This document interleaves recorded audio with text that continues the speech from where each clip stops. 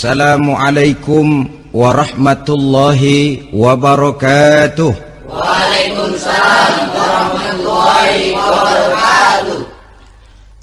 Alhamdulillah wassalatu wassalamu ala sayyidina Rasulillah sayyidina wa maulana Muhammad ibn Abdullah wa ala alihi wa sahbihi wa mawalah.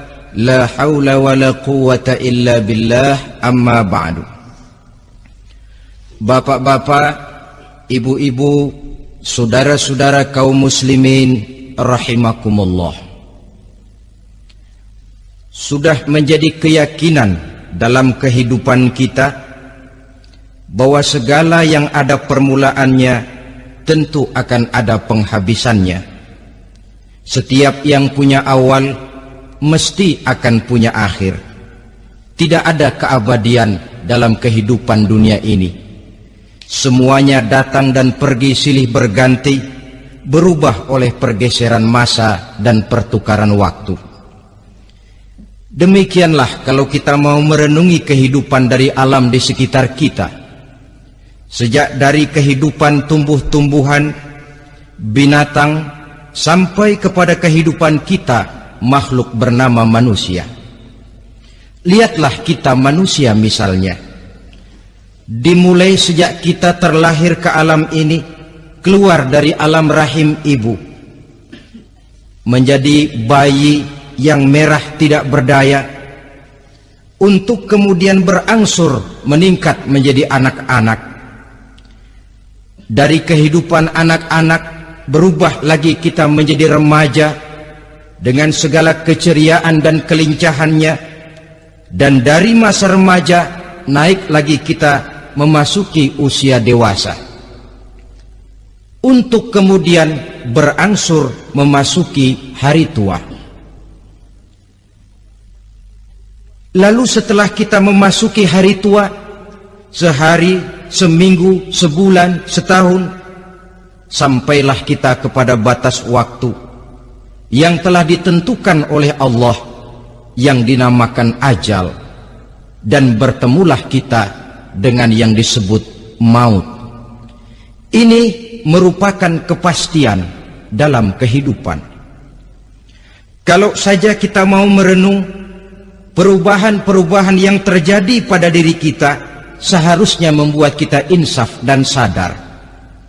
Dikala remaja kita begitu lincah, punya rambut yang hitam ikal berderai, punya lesung di pipit, punya senyum yang indah menawan setiap orang yang melihat, punya kulit yang kencang dan bersih.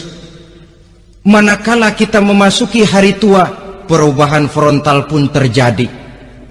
Kulit mulai jadi keriput, rambut yang tadinya hitam ikal berderai mulai memutih, nikmat berkurang. Gigi yang tadinya utuh dan sanggup mengunyah apa saja, satu demi satu permisi meninggalkan kita. Sangat boleh jadi dikala remaja kita senyum semua orang terpikat, dikala hari tua dengan kulit yang keriput dan gigi yang tidak ada lagi, manakala kita senyum mungkin orang bakal lari dari sekitar kita. Kemana keindahan yang tadinya begitu menawan? Kemana senyum lesung pipit yang tadinya menarik perhatian orang?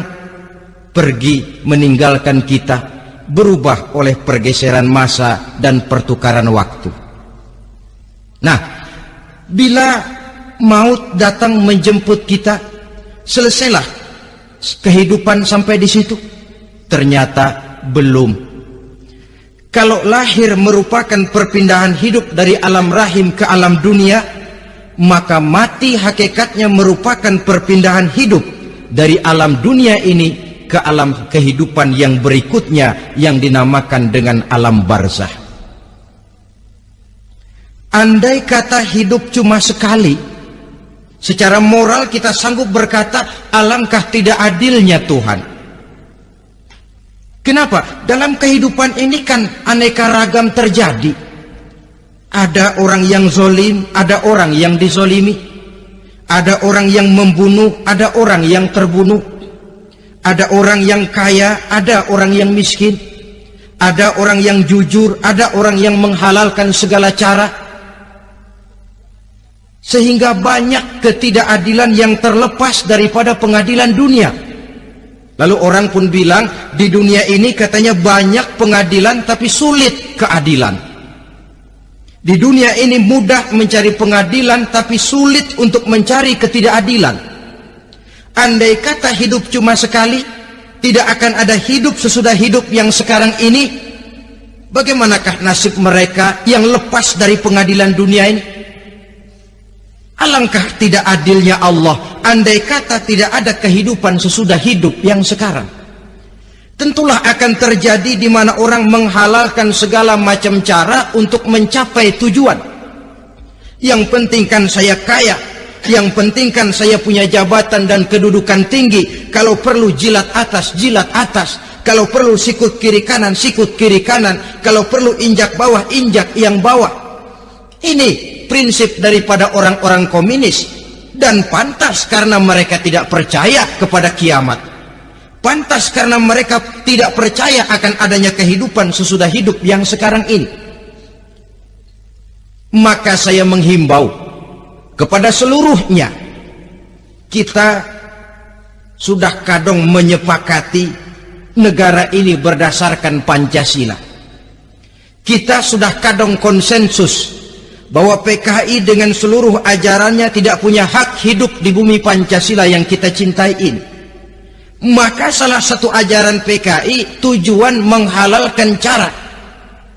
Kita orang Indonesia yang berbudi pekerti luhur, yang punya nilai budaya tinggi, janganlah sampai mencaci PKI, membubarkan PKI, mengutukkan PKI, tapi dalam kehidupan sehari-hari prakteknya prinsip komunis kita pakai.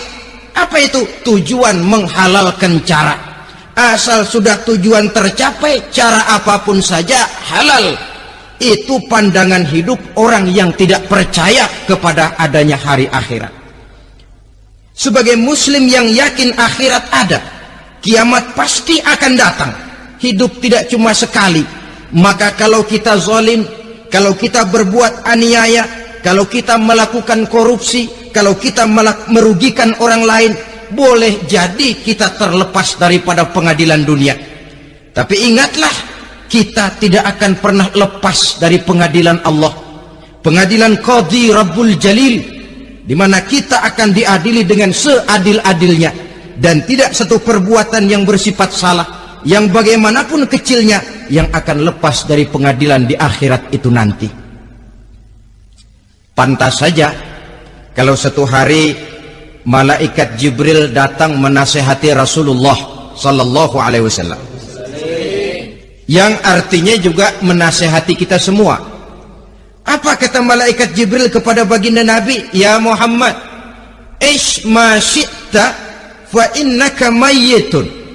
Hai Muhammad, hiduplah semau kamu, tapi jangan lupa kamu pasti akan mati. Kalau memang dilarang tidak terlarang, dicegah tidak tercegah, kamu mau melaksanakan hidup menurut maumu sendiri, persilakan, hiduplah menurut mau dan gayamu. Tapi jangan lupa, fa innaka mayyitun, satu saat kau pasti bakal mati. Dan mati itu bukan akhir dari segalanya, dia babak baru bagi kehidupan selanjutnya. Silakan hidup menurut maumu, tapi jangan lupa kau pasti akan mati. Wa'mal ma syi'ta fa innaka majziyun bih. Kerjakan apa saja yang kamu mau. Kalau kau mau menghalalkan segala macam cara, persilahkan halalkan segala macam cara. Tapi jangan lupa kau akan mendapat balasan dari seluruh amal perbuatanmu. Wa ahbib ma syi'ta fa innaka mufariquhu. Dan cintailah apa saja yang mau kau cintai. Kau cintai anak istrimu, silahkan. Kau cintai harta bendamu, tafadhal. Kau cintai tanah airmu, kau cintai pangkat dan jabatanmu, persilahkan. Tapi jangan lupa, fa innaka mufariquhu, kau pasti akan berpisah dan akan meninggalkan segala yang kau cintai itu. Apa Apa artinya ini buat kita? Ternyata sesudah maut datang menjemput kita, ada kehidupan sesudah hidup yang sekarang ini. Ini yang mendorong kita untuk dalam kehidupan di dunia ini tidak melakukan prinsip saenake dewe, semaunya sendiri saja, asal perut kenyang, asal pangkat tinggi, asal harta dapat. Masa bodoh dengan merugikan orang lain, masa bodoh dengan menipu orang lain. Iku jenenge saenake dewe. Muslim tidak diajarkan. Ingat manusia, setelah kau mati, setelah kiamat datang, kau akan dibangkitkan, kau akan dimintakan pertanggungan jawab tentang kehidupan yang sekarang ini.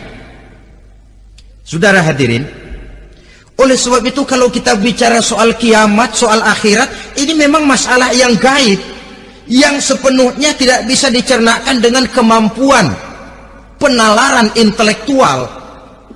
Dasar di dalam membicarakan ini tidak lain adalah iman kita kepada Allah Subhanahu wa ta'ala. Bukan cuma zaman sekarang, dari zamannya Nabi. Orang itu kalau sudah bicara kiamat, bicara akhirat, ada yang ragu-ragu, ada yang menolak sama sekali. Bukan dari zaman sekarang, dari zaman dulu. Pernah kok satu saat Rasulullah itu dakwah menceritakan, saudara-saudara, akan terjadi kiamat di mana Allah akan membangkitkan manusia dari kuburnya untuk memintakan pertanggungan jawab.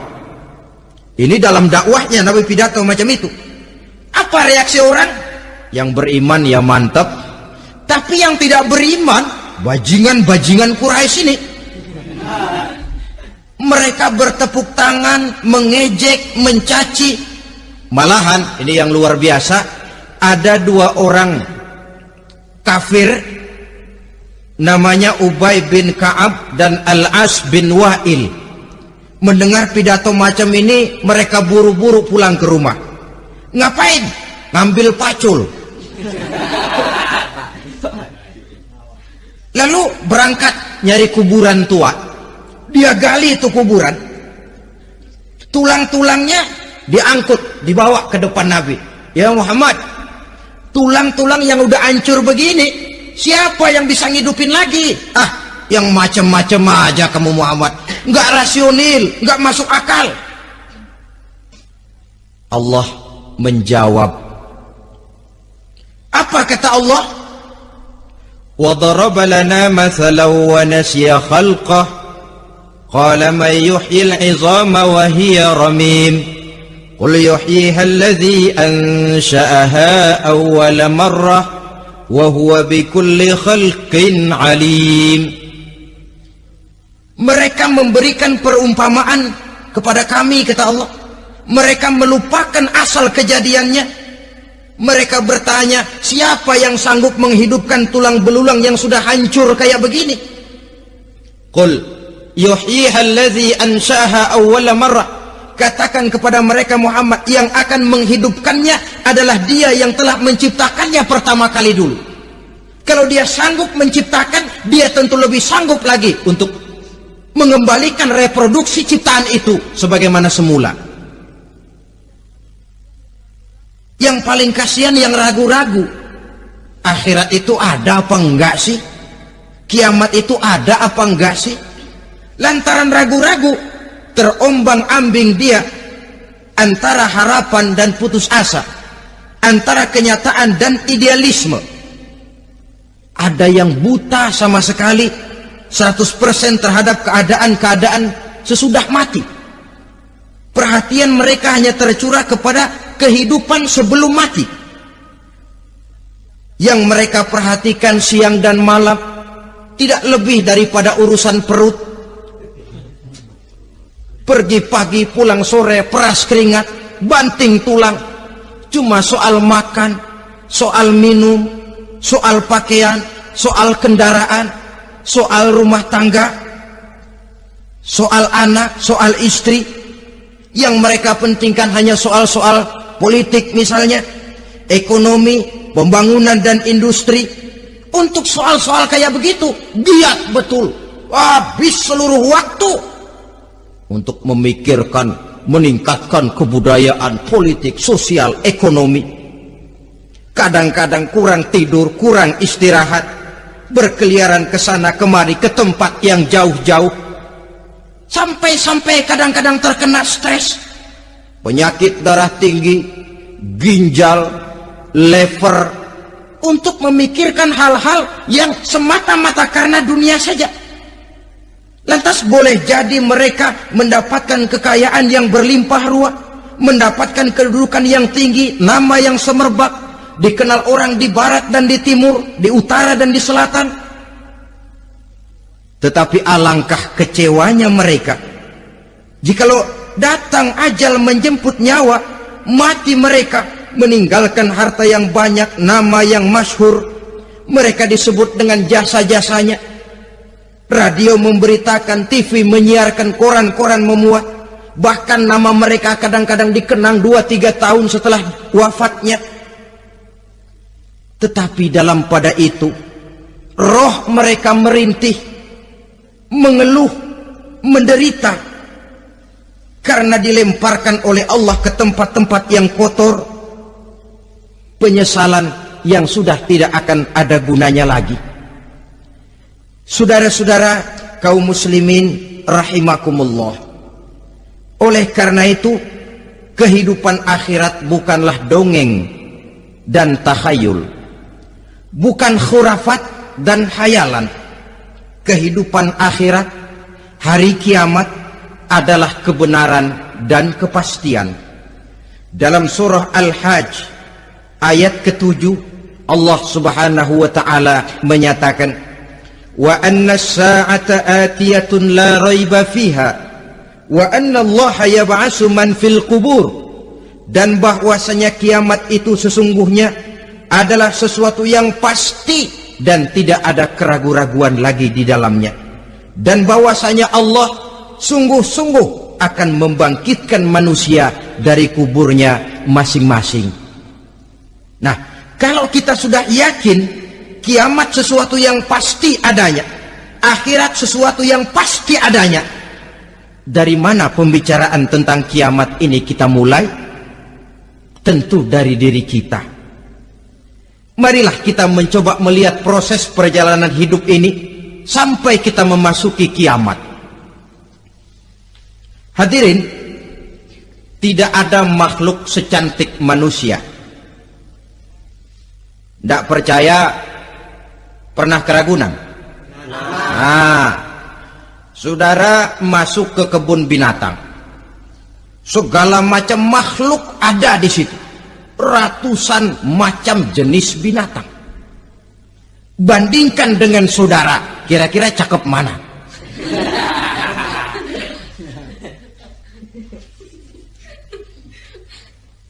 Dari seluruh makhluk yang diciptakan Allah itu, manusia fi ahsani taqwim, dalam bentuk yang paling sempurna, sejak susunan biologis sampai kemampuan berpikir.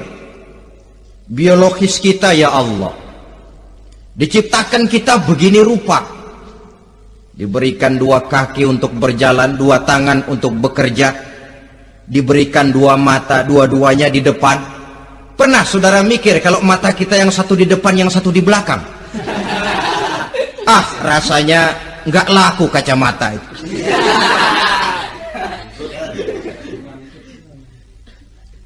Diberikan hidung dengan 2 lubang, tahu betul Allah ke bawah lagi lubangnya. Coba pikir kalau lubang hidung kita menghadap ke atas, aduh, kalau musim hujan repot jagain hidung. Laqad khalaqnal insana fi ahsani taqwim. Sungguh telah kami ciptakan manusia dalam bentuk kejadian yang paling sempurna ketimbang makhluk-makhluk Allah lainnya. Nah, kesempurnaan manusia ini oleh karena hidupnya terdiri dari 2 unsur pokok. Pertama unsur jasmani dan kedua unsur rohani, jasad dan roh. Jasad yang terlihat sekarang ini, potongan saudara yang ngejedok di depan saya ini jasad saudara. Ini yang berasal dari saripati makanan yang dimakan oleh bapak ibu kita. Lalu hasil kerjasama yang baik antara ibu dengan bapak, terwujudlah kita.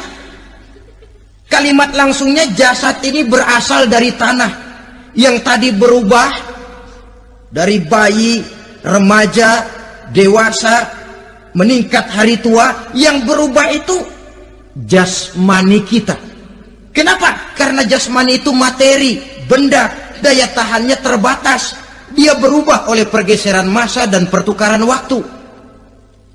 Apa ada orang makin tua makin cakep?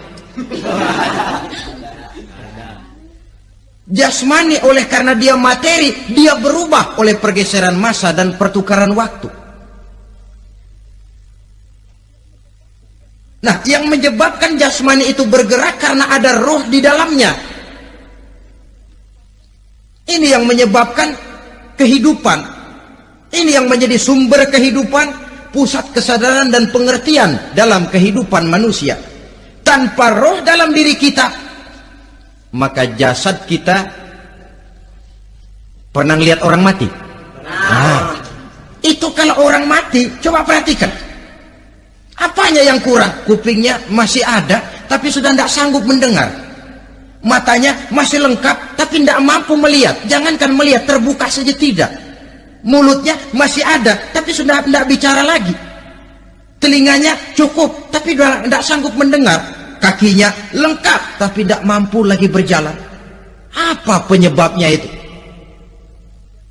Ternyata jasmani kita, jasad ini, manakala sudah ditinggalkan oleh roh, dia tidak akan bisa berdaya apa-apa. Tidak mampu berjalan, tidak pula berbuat, tidak pula bekerja apapun saja. Saudara-saudara, dua-duanya punya kebutuhan. Jasmani ada kebutuhannya, rohani pun ada kebutuhannya. Jasmani yang jelas perlu makan, perlu minum, perlu tidur, perlu pakaian, dan sebagainya. Nah, apabila saat berpisah datang, ajal sampai, berpisahlah roh dan jasad. Dan itulah yang dinamakan dengan maut. Jadi apa sih mati itu? Mati adalah berpisahnya roh dengan jasad. Sebab itu Islam sangat menganjurkan kita untuk banyak-banyak mengingat mati.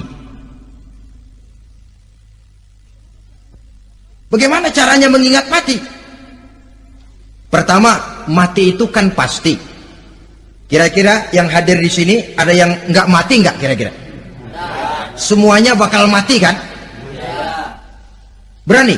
Berani. Sekarang mau? Saudara, sebenarnya kalau kita merenung lebih jauh, orang itu tidak perlu takut mati. Walaupun tidak boleh terlalu berani menghadapi mati. Karena bagaimanapun takutnya kita kepada mati, toh dia pasti datang. Bagaimanapun beraninya kita mati, kalau belum ajal ya tidak mati juga.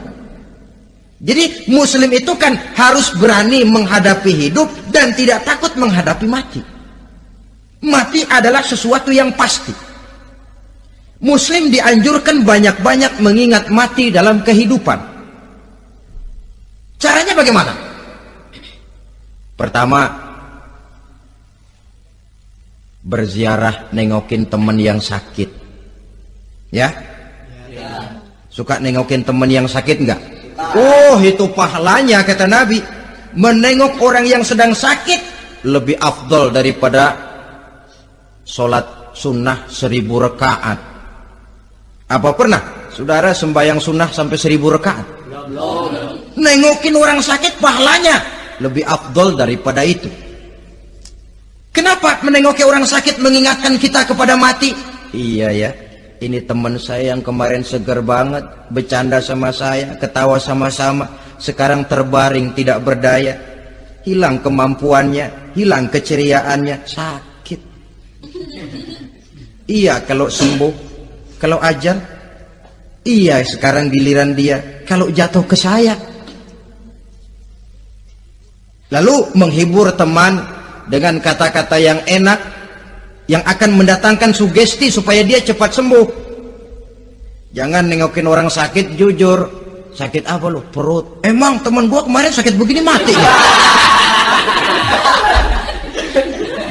Wah, itu orang bisa jadi shock lantaran etika kita tidak akan sampai ke sana. Menjenguk orang sakit akan mengingatkan kita kepada mati. Apalagi ziarah kubur. Ada yang orang tuanya sudah meninggal? Nah, kalau ada, ya tidak bisa tiap hari, sekurang-kurangnya seminggu sekali, Jumat pagi misalnya, ziarah kita ke kubur. Sehingga kalau kita masuk kubur kan ada etikanya.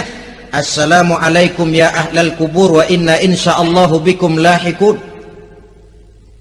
Hai penduduk kubur, keselamatan bagi kamu dan kami yang masih hidup sekarang ini insya Allah pasti bakal nyusul kamu. Iya, yang kemarin gagah benar sekarang terbaring tanpa daya. Ini unggukan kuburannya. Yang kemarin ada sekarang sudah tidak ada. Kemana dia? Kami satu saat pasti akan begini. Ingat mati. Lalu apalagi yang bisa membuat kita ingat kepada mati?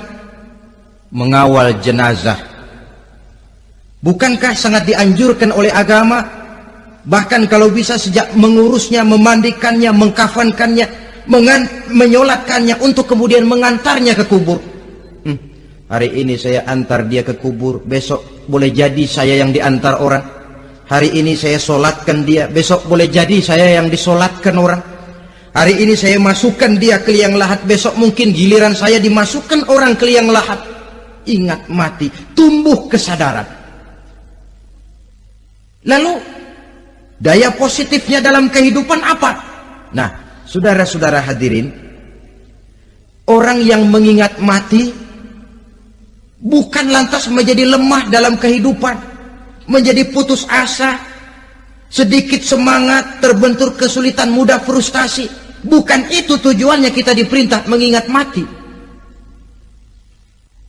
Jelasnya Islam menganjurkan kita untuk mengingat mati guna maksud-maksud yang positif, supaya orang lalu sadar hidup ini cuma sebentar. Maka mumpung hidup, nah ini mumpung, tapi mumpung yang baik. Mumpung hidup, maka hidup yang singkat ini harus saya pergunakan dengan sebaik-baiknya, melakukan kebajikan yang sebanyak-banyaknya, menjauhkan rasa malas, menunggu keajaiban yang datang dari langit, berleha-leha, bermain-main, sementara maut kalau dia datang tidak pernah main-main.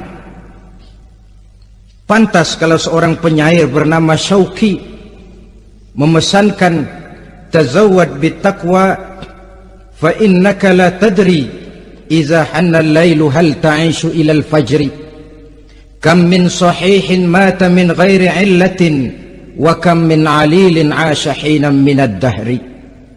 Persiapkan dirimu dengan takwa, sebab kamu tidak tahu apabila malam datang kamu masih bisa hidup apa enggak besok pagi.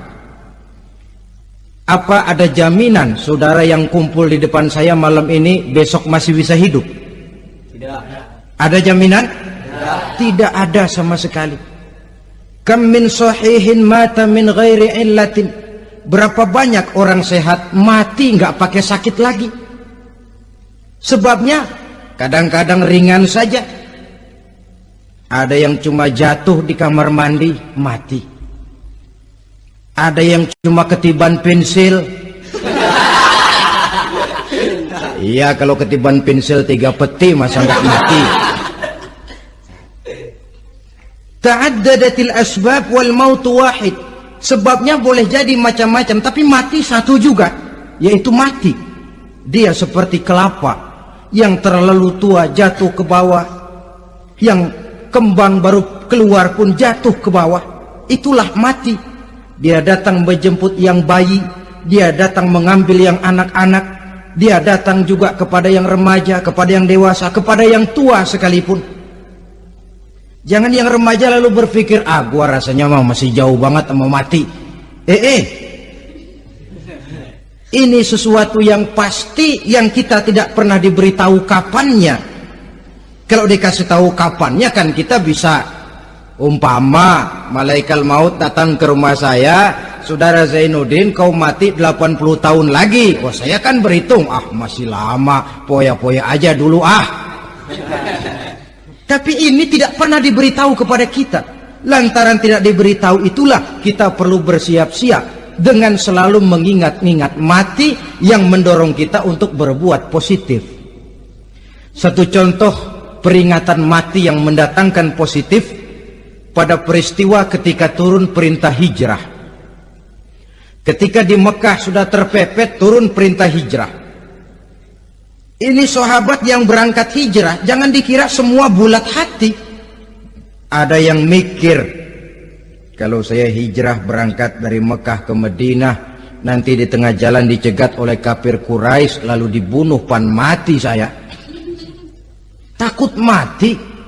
Allah peringatkan, kullu nafsin za'iqatul maut. Kamu disuruh hijrah saja takut mati, padahal kamu tahu semua yang hidup bakalan mati. Diam saja di Mekah mati, hijrah ke Madinah pun akan mati. Mendengar ayat ini, Sayyidina Umar bin Khattab seperti dibakar semangatnya. Kalau sebagian sahabat hijrah sembunyi-sembunyi, beliau mau hijrah itu malah bajingan Quraisy dikumpulkan ke Ka'bah. Pidato, ya ma'syara Quraisy, dedengkot Quraisy, dengerin.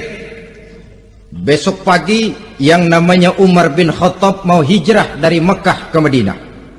Siapa yang kepengen kepalanya berpisah dengan badannya, persilahkan cegat Umar di jalanan. Besok dengan tenang dia berangkat hijrah, gak ada yang berani nyegat.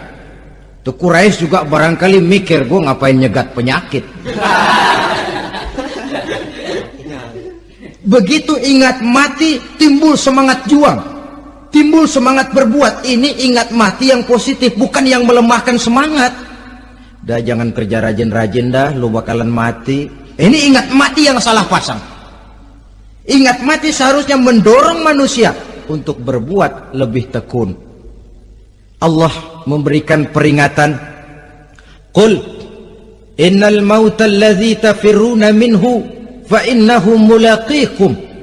Katakan, maut yang kamu akan melarikan diri daripadanya, yang kamu takuti benar dia pasti akan datang menjemput kamu. Saudara-saudara hadirin yang saya hormati, datangnya memang tidak kita harapkan yang namanya maut, tapi sekali dia datang tidak ada pintu tempat kita lari. Dia memang tidak pernah kita undang, tapi sekali dia datang mengetok pintu, kekuatan apa yang bisa menolak? Dia sebuah tanda seru dalam kehidupan. Apa yang menyebabkan orang takut mati? Pertama barangkali karena dia tidak tahu bagaimana kehidupan sesudah mati. Alam kubur gelap, alam akhirat gelap, sehingga dia bingung. Lantaran bingung lalu jadi takut. Yang kedua boleh jadi oleh bayangan-bayangan dosa yang pernah dia kerjakan di dunia ini. Kerjanya cuma menumpuk dosa. Dia gembira, bahagia, tertawa di atas tumpukan dosanya, merasa segan berpisah dengan seluruh kehidupan ini, sehingga boleh jadi maut adalah sesuatu yang ditakutkannya benar dalam kehidupan. Tapi bagaimanapun takutnya, tidak ada tempat lari dari dia. Dalam ayat lain Allah jelaskan, ainama takunu yudrikumul mautu walau kuntum fi burujim musayyadah. Di mana saja kamu berada, dalam benteng yang paling tangguh sekalipun, maut pasti akan datang menjemput kamu. Nah, bagaimana caranya maut datang menjemput kita? Bila datang dia, sang malaikat pencabut nyawa, malaikat Israel namanya, hendak mengambil roh kita. Dalam suasana macam begitu, di akhir kehidupan dunia, dalam berhadapan dengan sakaratul maut, terbagilah manusia dalam dua bagian besar.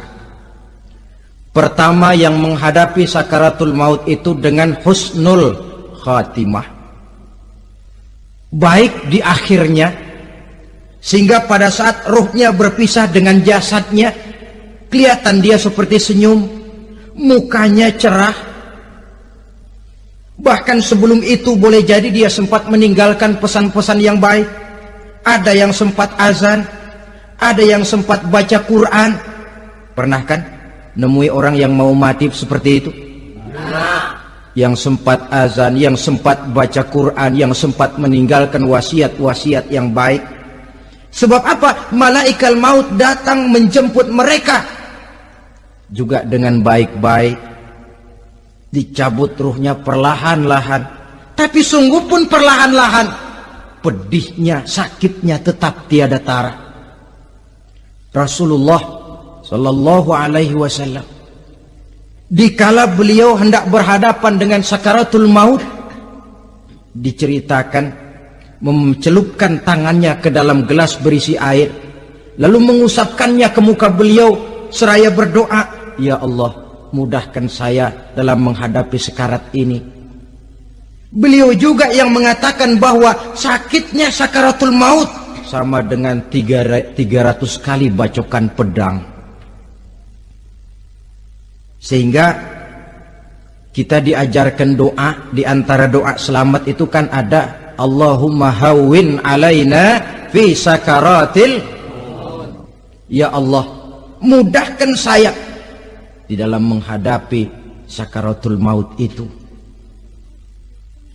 Ketika ruh ini keluar dari jasad, mata masih mengikuti ruh itu.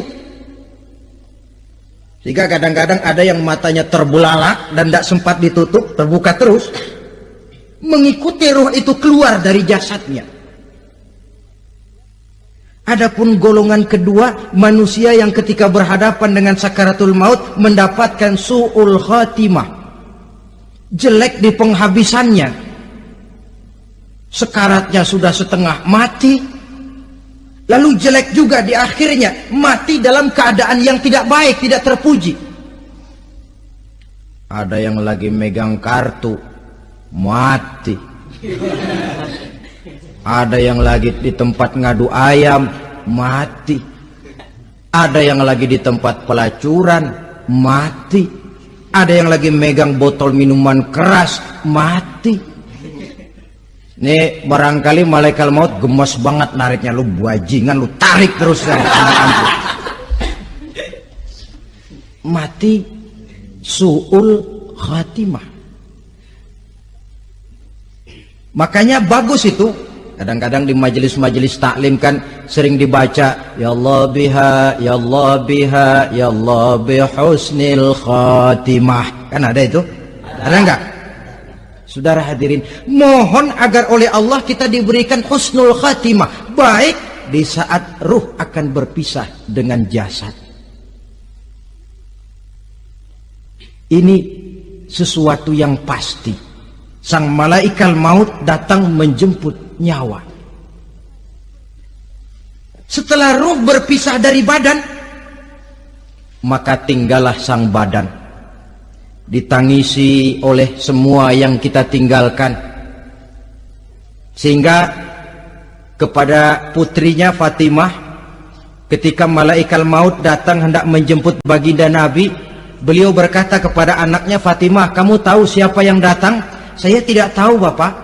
Yang datang hadimul lazat, itu dia yang menghancurkan seluruh kesenangan dunia. Wa qati'us syahwat, yang memisahkan kita dengan seluruh yang kita cintai. Dia malaikat maut, Pak. Manakala jasad sudah ditinggalkan oleh ruh, itulah yang dikerubungi orang. Anak menangis, istri menangis, orang tua bersedih, teman-teman merasa kehilangan, menangisi jasad. Diuruslah jasad kita, dimandikan sebagaimana mestinya, dikafankan dengan kain putih 3 lembar, itu yang hendak kita bawa kembali ke tempat asal kita. Pakaian sutra, jas yang mereknya Switzerland wool, kain yang Samarinda, sepatu yang Belly atau Beltoni, jam tangan yang Rolex, kendaraan yang serba mewah. Tidak ada yang menyertai kita. Kain putih 3 lembar itu saja lagi. Demi setelah dikafankan, dibujurkan kita menghadap ke arah kiblat, orang banyak pun datang menyolatkan kita dengan 4 takbir, diiringi dengan doa. Lalu upacara pelepasan, berangkat kita meninggalkan anak, istri, suami, kampung halaman, tanah air, bahkan alam dunia ini. Selamat tinggal alam dan seluruh isinya. Tinggallah yang tinggal. Saya akan kembali ke tempat asal dari mana saya datang, untuk kembali mempertanggungjawabkan seluruh perbuatan saya dalam kehidupan ini. Manakala upacara pelepasan selesailah sudah, dimasukkan kita ke keranda jenazah, digotong orang, bismillah wa ala millati rasulillah, dibawa ke tempat peristirahatan terakhir katanya. Padahal dulu kalau mau kita istirahat, ke villa lah kita, ke Bali lah kita, ke Hong Kong lah kita, ke tempat-tempat tamasya yang indah. Oh, rupanya akan sampai juga perjalanan menuju tempat peristirahatan terakhir, yang luasnya tidak akan lebih dari 2 kali 1 meter. Diusung orang kita, diantarkan orang banyak. Manakala sampai ke atas liang lahat, pengusung jenazah dibuka, diturunkan kita ke liang lahat, dibaringkan. Gumpalan tanah akan jadi bantal kita, muka dibuka, dihadapkan ke arah kiblat. Setelah itu ditutup liang lahat kita dengan kayu. Masih belum kurang, diuruk dengan tanah. Yang menguruk orang-orang yang tadinya mencintai kita, menyayangi kita. Tapi ketika jasad sudah ditinggalkan ruh, habis rupanya cintanya. Coba jasad kalau sudah ditinggalkan ruh, 3 hari aja di rumah, serem. Ya mayit, siapa yang betah nemenin mayit? Lalu bila upacara pemakaman selesai, maka berusahalah semuanya. Para pengantar akan kembali ke rumahnya masing-masing. Maka masuk kita ke alam kehidupan, yaitu yang disebut alam barzakh atau alam kubur. Apa selesai hidup sampai di situ? Tidak. Hanya beberapa langkah setelah yang mengantar kita pulang. Diriwayatkan dalam hadis Bukhari dan Muslim, bila seseorang sudah diletakkan di kuburnya, lalu yang mengantar kembali pulang, maka roh si mayit akan dapat mendengar bunyi terompah orang yang pulang itu. Bunyi terompahnya terdengar. Datang 2 malaikat menanyakan dia dengan pertanyaan-pertanyaan yang kalau bisa dijawab dengan betul, 2 malaikat yang bernama Munkar Nakir akan bilang, jawabanmu betul, tenanglah kau di sini, naumatal arus, tidurlah kau di sini seperti tidurnya pengantin. Orang yang baik-baik di alam kuburnya akan mendapat nikmat kubur. Sehingga masa penantian yang lama, sebab jangan lupa, kita masuk ke kubur itu kan menunggu sampai datangnya hari kiamat. Jadi kalau kiamat umpama masih 1000 tahun lagi, ya 1000 tahun kita menunggu. Orang yang baik-baik, penantian di alam kubur, kata malaikat, naumatal arus, tidurlah kamu seperti tidurnya pengantin. Bagaimana sih tidurnya pengantin? Nggak berasa. Iya, kata anak sekarang, endah aja udah. Begitu mendusin pagi, kata lakinya, malam sebentar bener ya Neng. Sebentar betul katanya malam. Iya, tentu saja tidak terasa. Kenapa? Dia tidak pernah memikirkan waktu. Terbawa oleh kenikmatan dan kelezatan yang dirasakannya dalam kehidupan. Tapi orang kafir, orang yang dosanya bertumpuk, tidak sanggup menjawab pertanyaan dua orang malaikat, maka dia akan mendapat azab di alam kuburnya terus menerus siang dan malam sampai datangnya hari kiamat. Ibarat maling ayam ketangkep, belum masuk pengadilan udah digebugin duluan. Kan begitu kan? Ada maling ayam nggak di sini? Nah, itu yang nyaut tadi pengalaman itu. Di sidang belum divonis, belum digebukin babak belur. Saudara hadirin, maka alam kubur bisa merupakan raudhatun min riyadil jannah, taman di antara taman-taman surga, pun juga bisa merupakan hufratun min hufarin niran, menjadi liang daripada neraka. Ada lagi riwayat yang dari Imam Muslim yang diperoleh dari Zaid bin Sabit. Zaid bin Sabit cerita, satu hari kami bersama Rasulullah SAW berada dalam kebun kepunyaan Bani Najjar. Rasulullah sedang duduk di atas keledai. Tiba-tiba entah bagaimana itu keledai terkejut, kaget, berontak, hampir Rasulullah jatuh. Rasulullah kemudian bertanya, rupanya di kebun itu ada kuburan tua, 5 atau 4 kuburan. Rasulullah lalu bertanya, saudara-saudara, ada yang tahu nggak ini kuburan siapa? Nggak ada ya Rasulullah. Memang kenapa? Ini penghuni kuburnya lagi disiksa oleh Allah. Andai kata boleh saya mohon kepada Allah supaya kamu dengar seperti yang saya dengar, andai kata saja kamu kuat mendengarnya, saya pasti akan berdoa. Tapi sayang, saya yakin kamu pasti tidak akan kuat mendengar mereka mendapat azab di kuburnya. Hadis sahih riwayat Imam Muslim dari Zaid bin Sabit. Kehidupan di alam barzakh. Pak, iya kalau yang matinya dikuburin.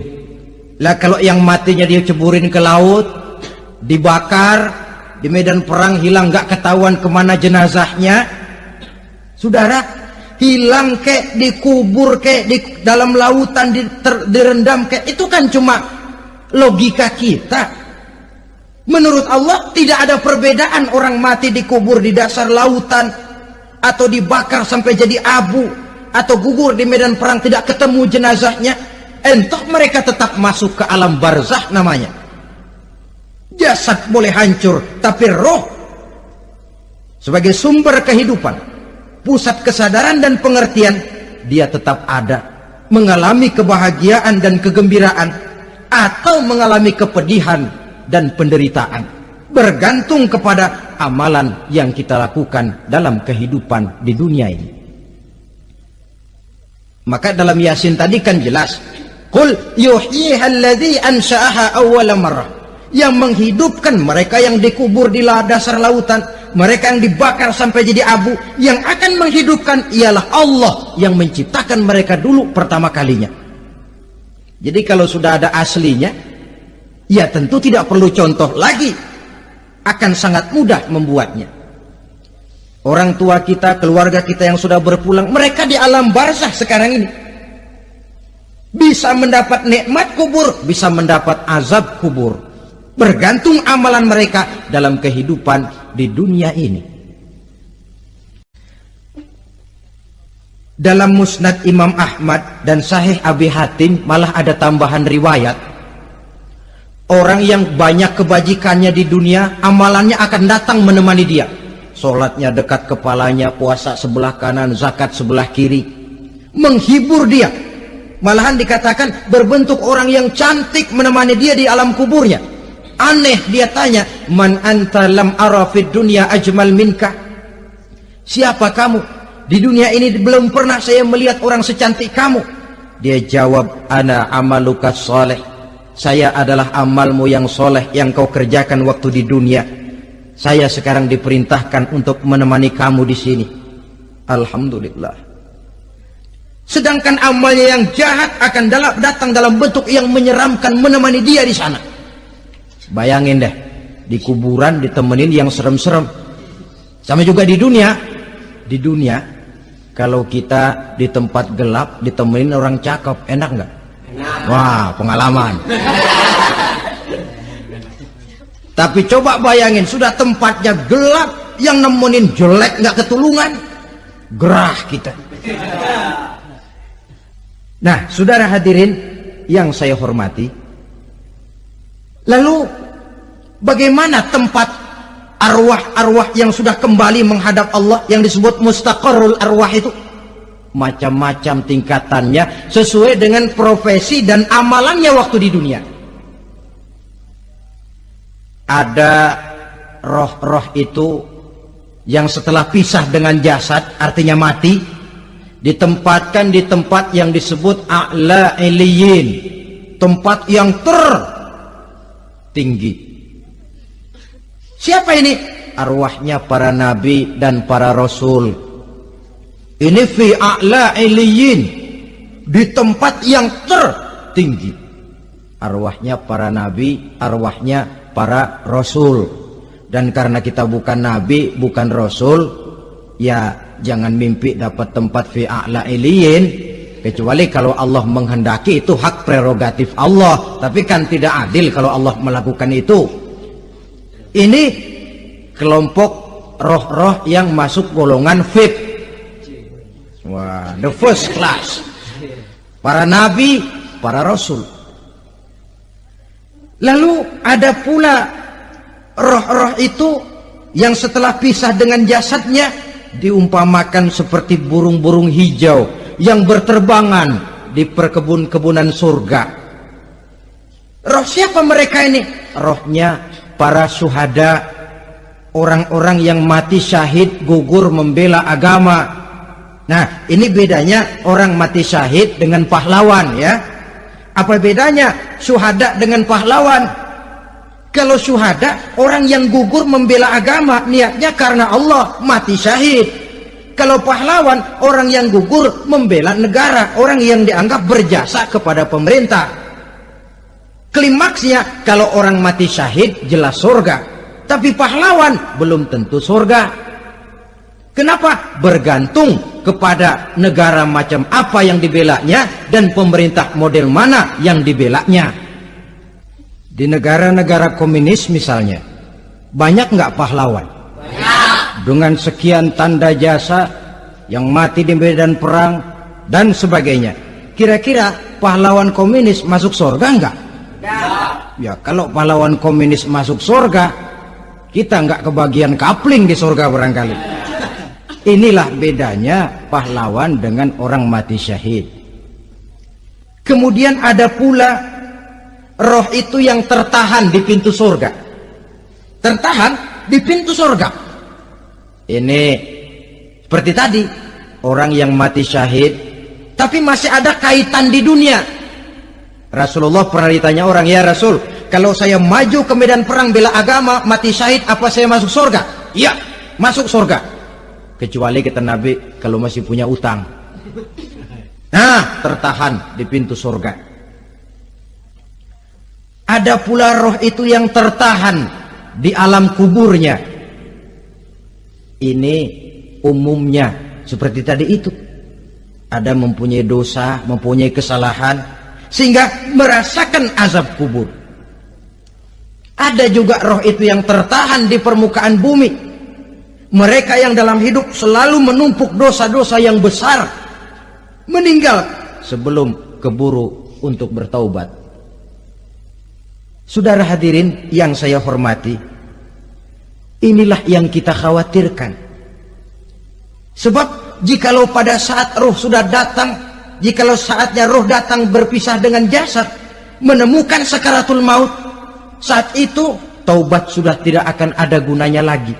Masuk ke alam kubur, mendapat azab kubur sampai datangnya hari kiamat. Berapa lama di alam kubur ini? Menunggulah kita sampai datang saatnya kiamat. Nah, saudara-saudara, apa tanda-tanda hari kiamat? Kapan dia akan datang? Bagaimana hal ihwal manusia pada saat terjadi kiamat? Bagaimana alam ini? Bagaimana perhitungan di padang mahsyar? Insya Allah akan saya ungkapkan pada bagian kedua dari ceramah ini. Insya Allah kita akan lanjutkan pembicaraan ini sampai kepada terminal paling akhir, surga dan neraka. Inilah saja pertemuan kita pada kesempatan kali ini. Terima kasih banyak atas segala perhatian. Mohon maaf atas segala kekurangan. Wabillahi taufiq wal hidayah. Wassalamualaikum warahmatullahi wabarakatuh. Waalaikumsalam warahmatullahi wabarakatuh.